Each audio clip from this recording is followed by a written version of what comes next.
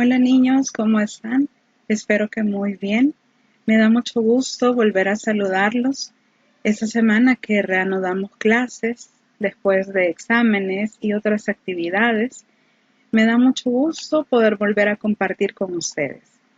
Quiero aprovechar la oportunidad para felicitarlos por el excelente trabajo que hicieron en el periodo 2. Sé que ha sido un periodo en el que hemos tenido que aprender nuevas cosas, hacer cosas de manera diferente a como no estábamos acostumbrados, pero lo hemos hecho muy bien. Y quiero felicitarlos ampliamente por el trabajo que han realizado. Sé que han puesto mucho empeño, mucha dedicación y eso merece una felicitación. Estoy segura que sus resultados son los mejores. Para el día de ahora quiero compartir esa frase que están viendo de Miguel de Cervantes, que nos invita a tener paciencia, a confiar en el tiempo, porque el tiempo nos dará una respuesta, nos dará una salida a cualquier situación que estemos pasando en este momento. Lastimosamente, estamos viviendo una situación muy difícil en el área de salud. Pero confiemos en Dios que vamos a salir bien, que esa enfermedad no va a llegar a nuestros hogares y que Dios siempre va a estar con nosotros, va a estar protegiéndonos, va a estar cuidándonos. Tengamos paciencia, tengamos mucha fe y confiemos en que hay cosas buenas que están por venir. Mientras tanto, sigamos haciendo nuestra parte, sigamos compartiendo con nuestra familia, porque de las cosas positivas de esta situación, una de ellas ha sido que hemos podido estar juntos. Antes no teníamos quizás mucho tiempo de conversar con nuestros padres, nuestros hermanos, con las personas con las que vivimos y ahora sí hemos podido hacerlo. Entonces, creo que es bueno que siempre busquemos aquellas cosas positivas que podemos encontrar aún en las situaciones de adversidad. Así que mi reflexión de este día es esa. Confiemos en el tiempo, tengamos paciencia, seamos perseverantes, seamos constantes y lo más importante, confiemos en Dios. Pongamos nuestra vida en sus manos, que Él estará siempre protegiéndonos y cuidando de nuestra vida y de nuestras familias. Comencemos con el desarrollo de las clases.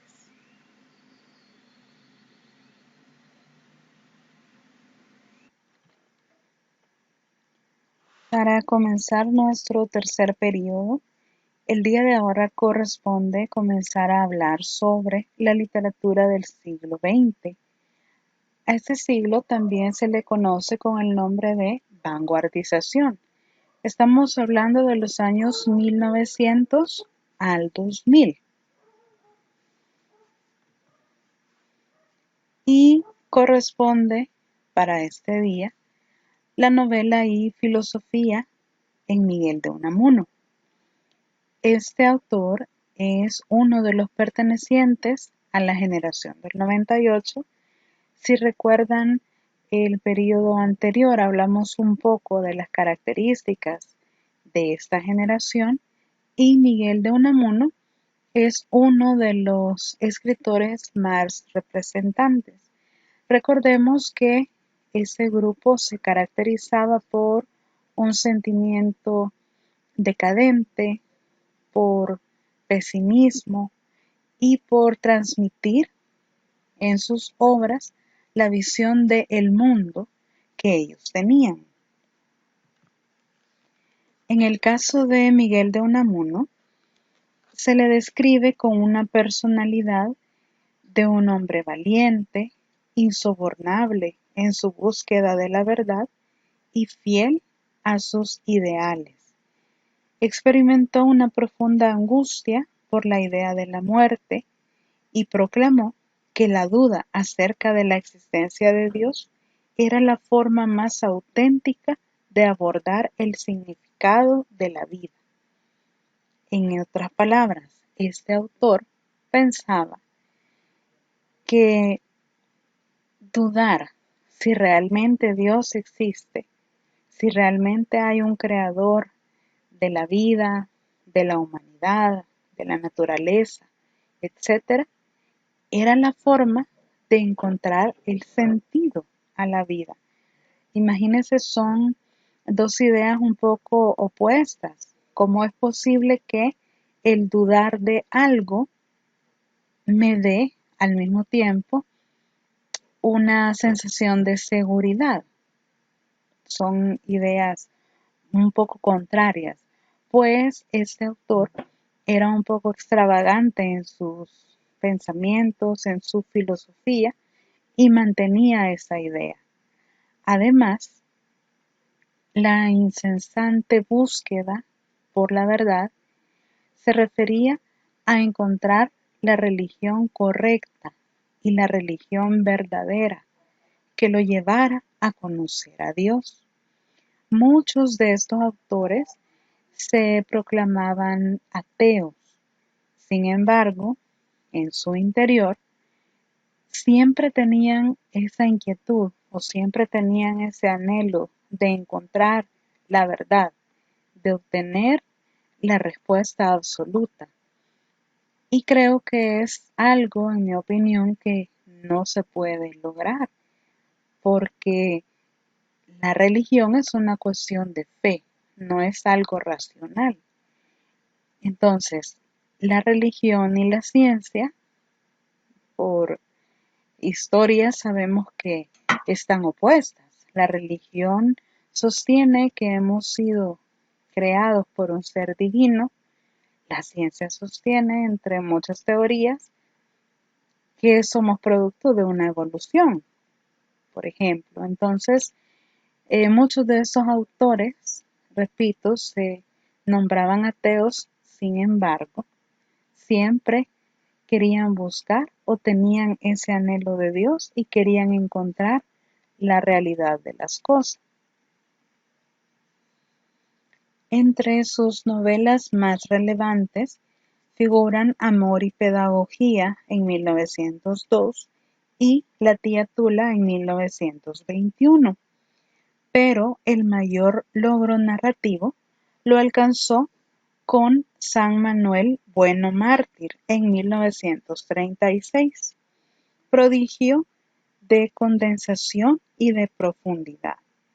En esta obra alcanza la cumbre de la novela española de un tema religioso, algo que a él le interesaba mucho, la religión, y lo plasma en una de sus obras. En este caso, Unamuno inventa una figura inolvidable que sería un párroco con una serie de dudas en materias importantes de fe. El protagonista, sin embargo, no desea trasladar a los fieles su angustia, porque implícitamente defiende la tesis de que nada gana la felicidad del ser humano con un conocimiento que puede dañarlo.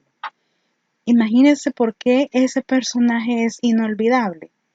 ¿Cómo es posible que un párroco de una iglesia, una persona que se supone que ha entregado su vida a Dios, tenga dudas respecto a la fe?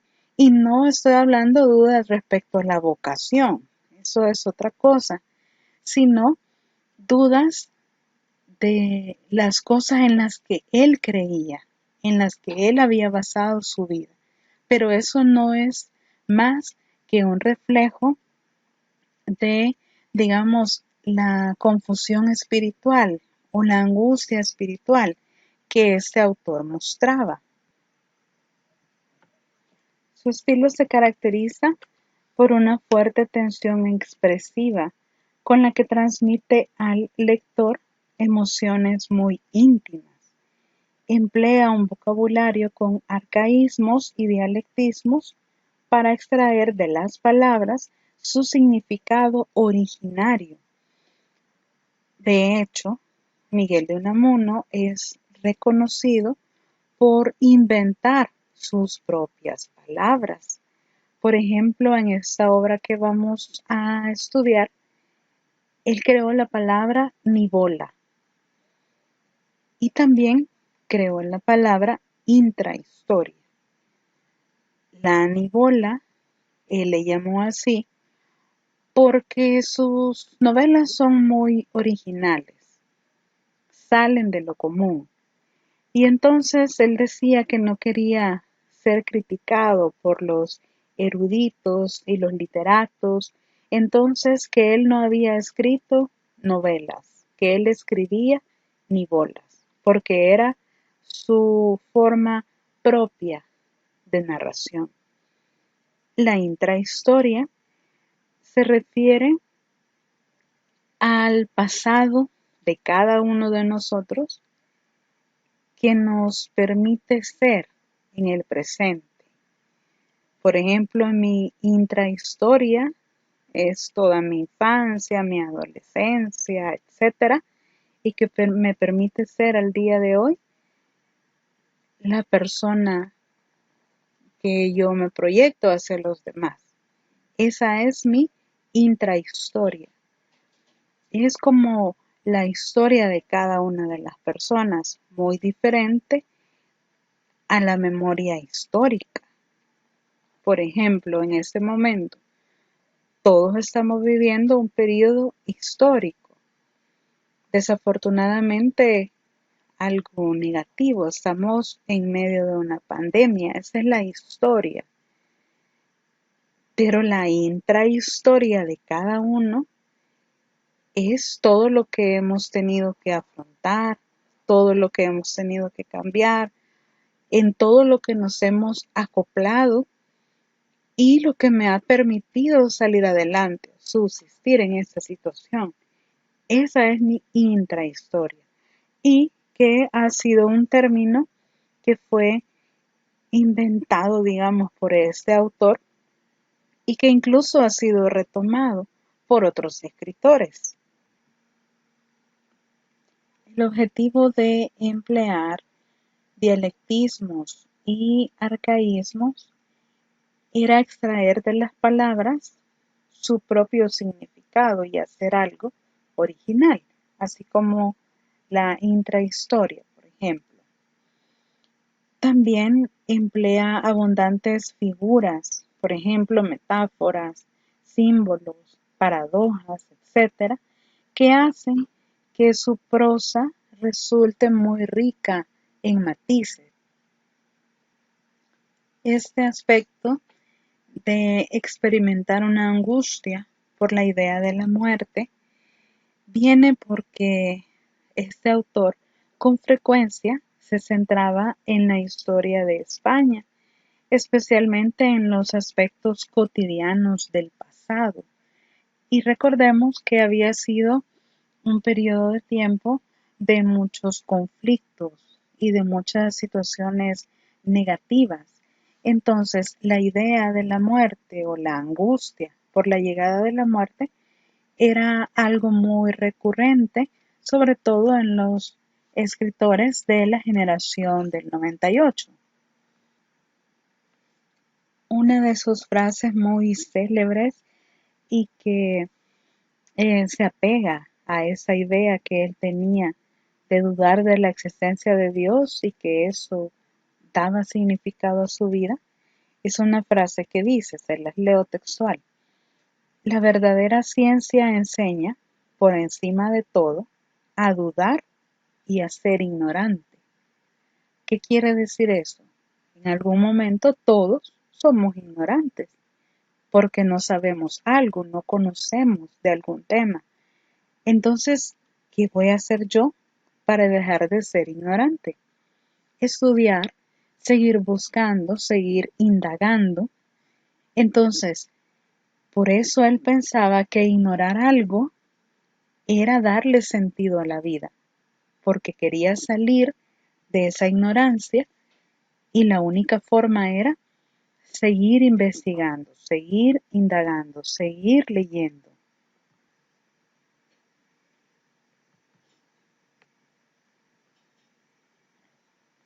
Fundamentalmente sus temas podemos agruparlos en tres.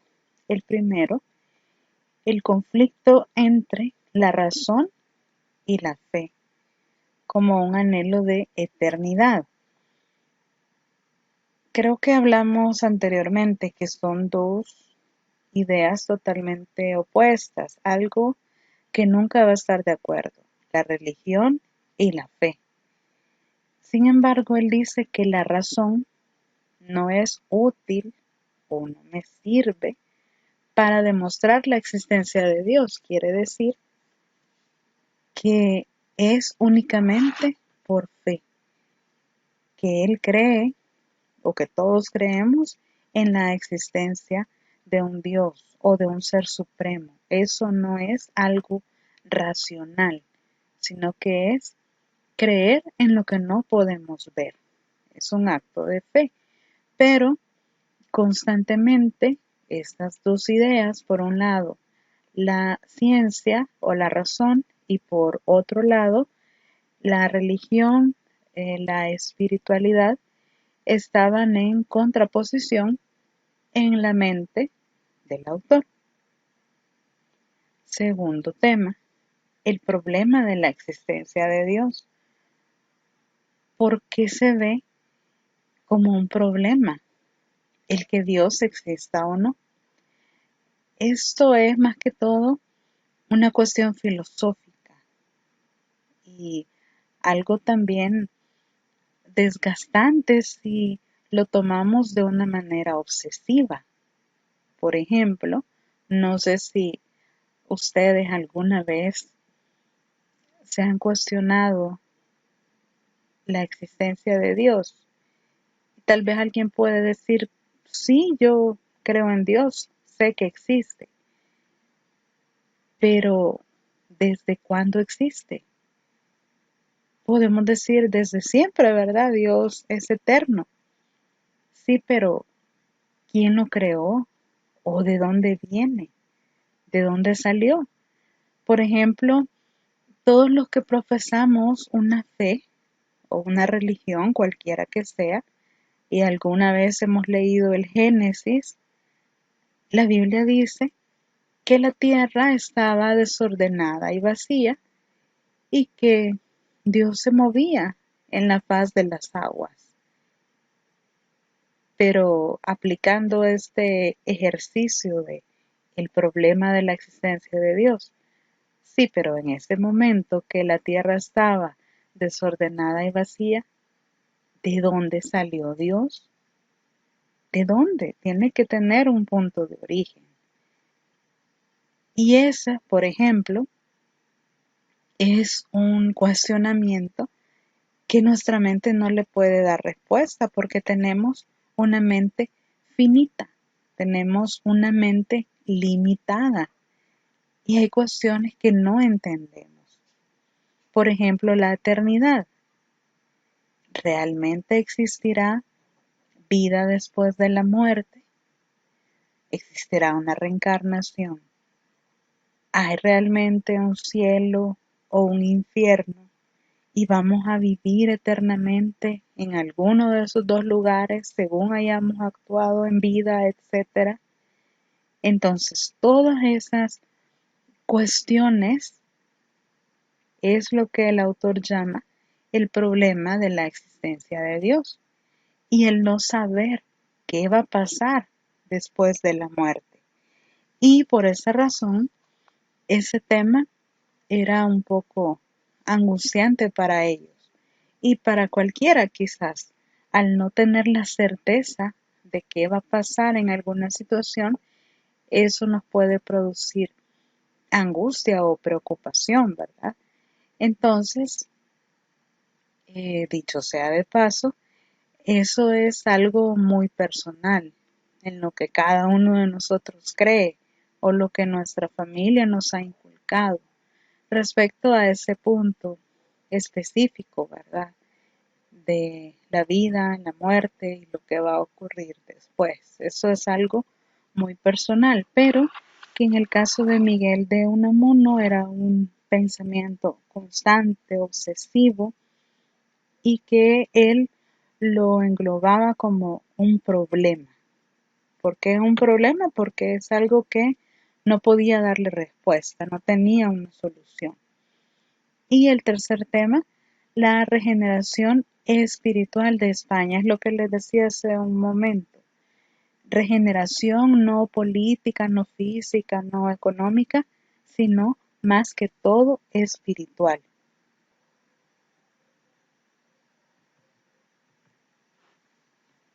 Tenemos como ejemplo este pequeño poema que, aunque si usted ve su extensión nada más es de 2 estrofas, pero en mi opinión tiene un significado completo y muy profundo además.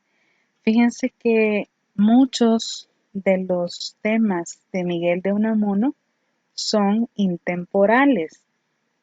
¿A qué me refiero con esto? A que es algo que yo no puedo marcar o delimitar, que solo va a pasar antes, que pasa ahora o que va a pasar después, sino que son temas que pueden ocurrir en cualquier momento. Por ejemplo, un conflicto filosófico, espiritual, lo puede tener cualquier persona, en cualquier momento. Lastimosamente tenemos un buen ejemplo con lo que estamos pasando como país, como sociedad o como mundo entero, ¿por qué no decirlo? Donde a diario mueren cientos y miles de personas. Entonces, alguien puede llegar a sentirse angustiado realmente porque no sabemos qué va a pasar en una semana, en 2 semanas, en un mes. No lo sabemos. Y es muy probable que nos ataque esa angustia, ¿verdad? Por la llegada de la muerte. Entonces, ese es un ejemplo de algo intemporal. Imagínense, estamos hablando de Miguel de Unamuno en el siglo XX con ese tema y lo hemos podido aplicar perfectamente en el siglo XXI y es el mismo efecto el que tiene. Entonces, por eso son intemporales. No los puedo delimitar o no los puedo dejar encasillados en un periodo de tiempo. Y tenemos este pequeño poema que dice así, se titula ¿Y qué es eso? ¿Y qué es eso del infierno? Me dirás. Es el revés de lo eterno, nada más. Que yacer en el olvido del Señor es el infierno temido del amor.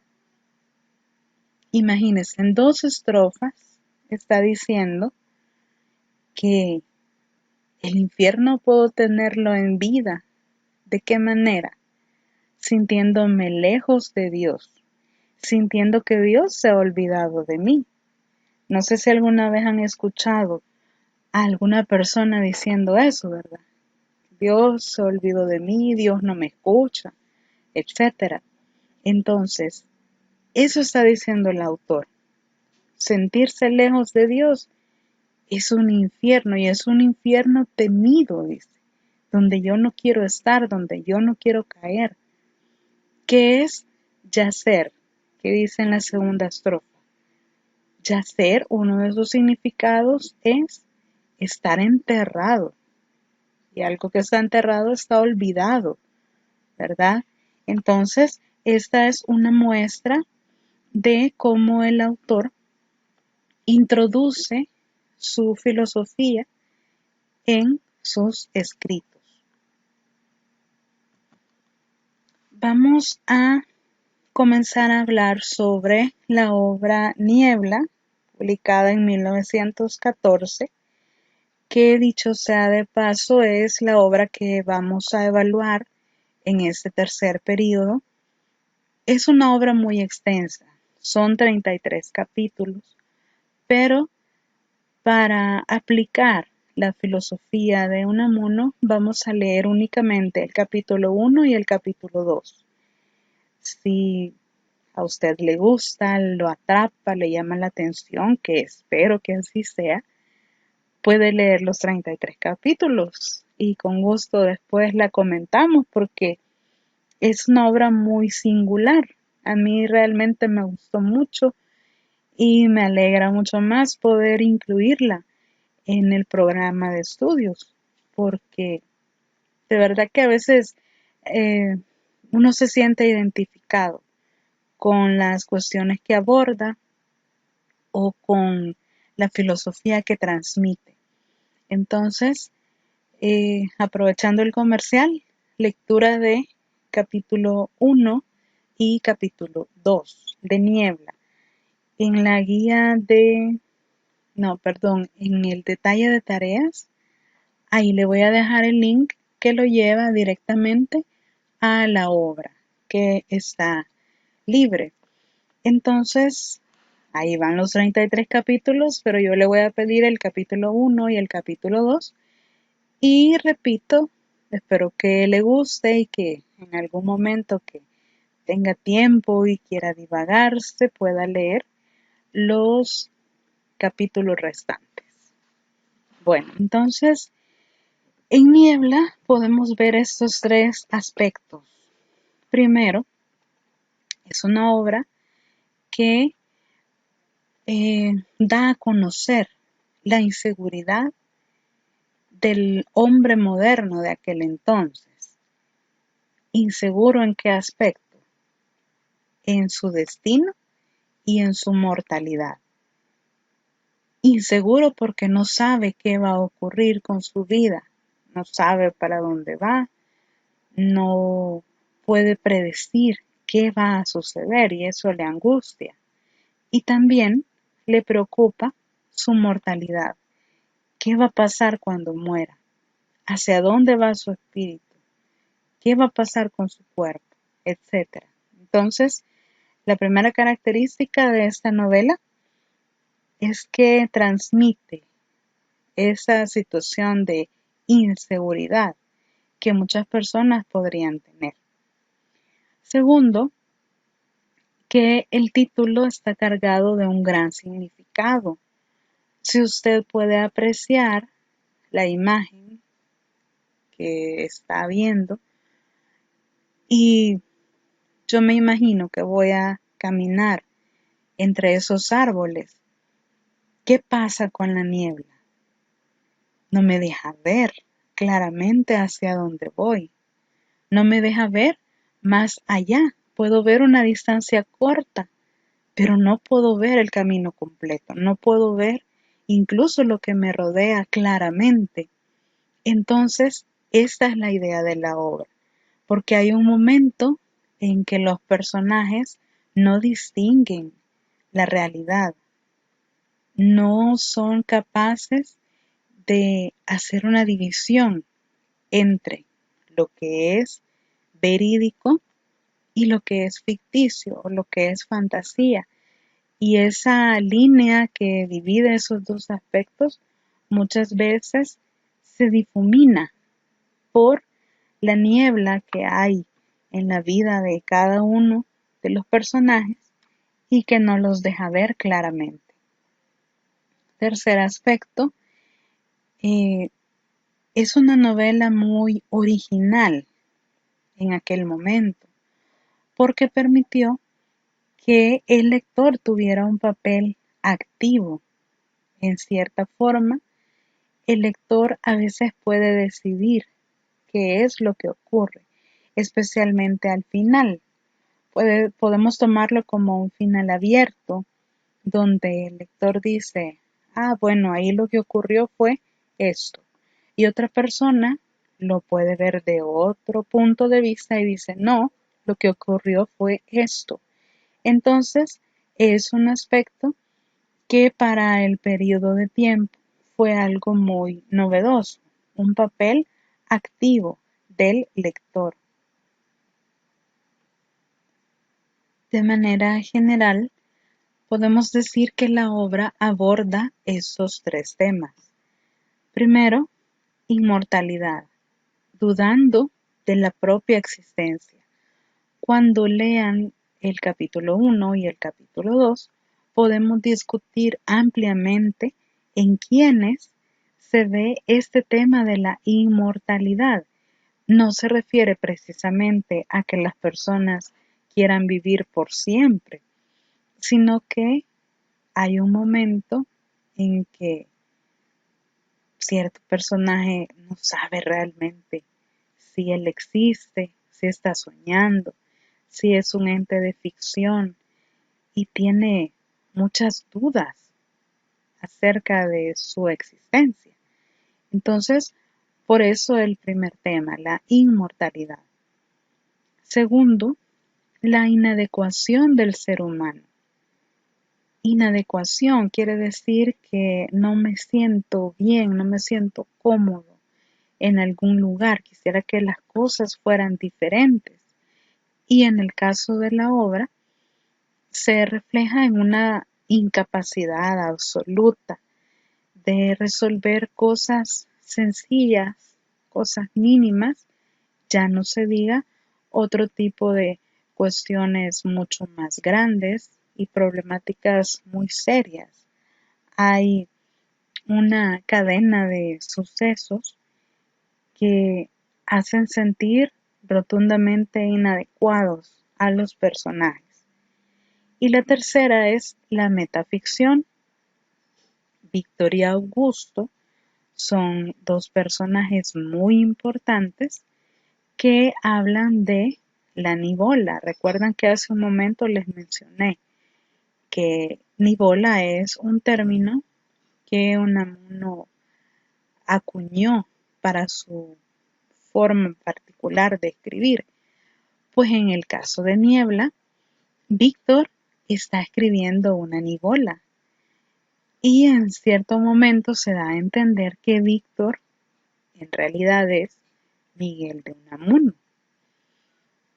Y esto de la metaficción es cuando un autor o un escritor forma parte de la historia de manera directa o indirecta, con el objetivo de dar un giro significativo a la historia.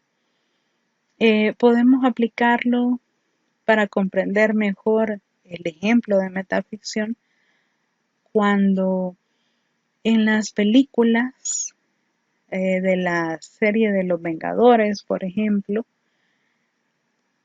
hay escenas donde aparece el creador de los cómics.